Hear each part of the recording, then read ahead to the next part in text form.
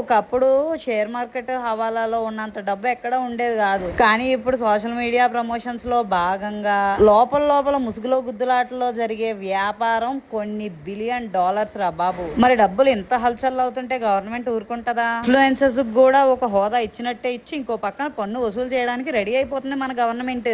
ఇప్పుడు ఏంట్రా పాటలు, శివంగివే నేను క్రియేటర్ని, నేను సంపాదించిన డబ్బులు నువ్వు సంపాదించలేవు, నువ్వెంత నీ బతికెంత, నువ్వు నెలంతా కష్టపడుతున్నావు, నేను ఒక 2 ప్రమోషన్లకే బ్రాండమే సంపాదిస్తున్నాను ఈ డబ్బులని ఎగరండి రా. ఇప్పుడు కులం లేదు, మతం లేదు, చదువు లేదు, డబ్బు లేదు, పరపతి లేదు, చిన్న పెద్ద ముసలా ముతక ఏమీ లేవు, డిగ్రీలు ఇంటర్వ్యూలు ఇవేం లేకుండా ఫ్రీగా డబ్బులు వస్తున్నాయంటే ఎక్కడైనా అది సోషల్ మీడియా ప్లాట్ఫామ్ మాత్రమే. కానీ ఒక మంచి ఏంటంటే ఏదో సాధించాలని ఏం సాధించలేక ఇంట్లో మిగిలిపోయిన ఆడవాళ్ళు, డిగ్రీ ఉన్నా లేకపోయినా ఖాళీగా మిగిలిపోయిన యువతకు కూడా ఒక మంచి ఆధారం అయింది social media. So let's see guys how it will work in future.